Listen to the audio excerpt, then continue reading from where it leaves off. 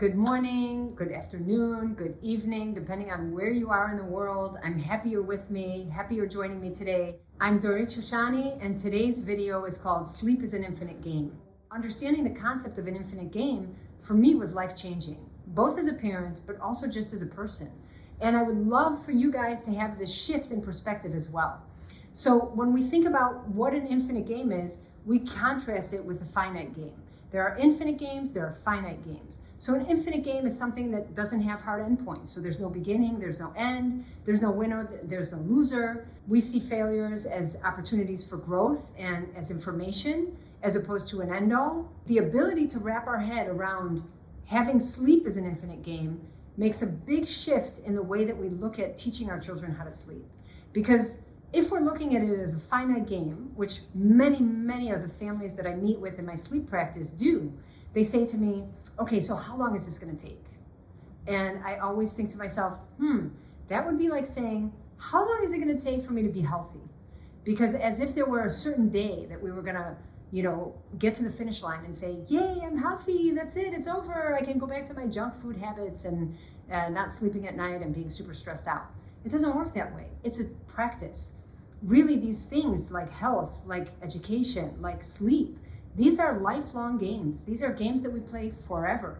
And so we want to make sure that we're thinking about them in that sense. So when we think about our children and we think about teaching them how to sleep, we don't want to think about how long this is going to take, because what do we know about how long something's going to take?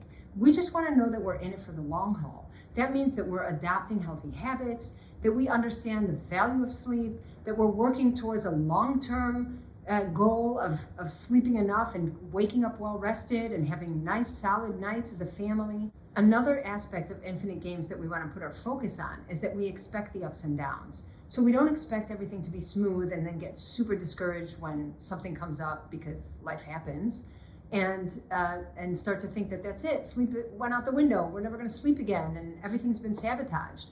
That's not really the way things work, and it's better and it's healthier for our mindset and in general for our families if we adopt an infinite mindset, which means, okay, so we had a bump. That's all right. That's part of life. Let's just get right back on track. And I remember as a young mom that when my kids were not feeling well, I always knew that it would be okay because we just jump right back on the bandwagon when things got better. And so you don't need to be afraid of weekends or sleeping out for one night randomly or an illness, because you know that this is the natural progression of life. We're well until we're not well, and then we're back to being well, and things always go back to routine. Routine needs to be the constant, and here and there a one-off is not going to shift the whole boat. So expecting the ups and downs makes all the difference in the way that you come across as a parent in the moment when things are not just so. And then knowing that you have that confidence that you could bring things back as soon as the illness is over, as soon as the vacation's over, as soon as we get back home, is going to create a sense of confidence for you, and that relays over to your child, who then can use you as their anchor in real time.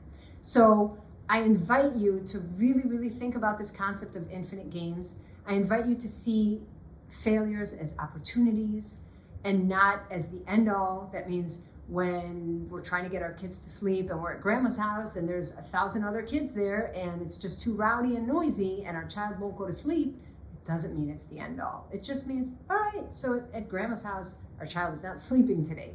And tomorrow he'll be sleeping again when we get home. And that's a healthy mindset.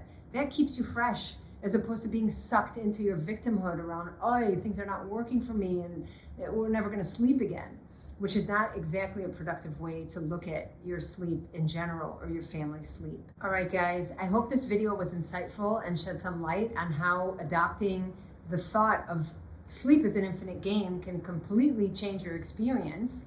And if at this point your child is still not sleeping through the night, please get on my website, DoritShoshani.com.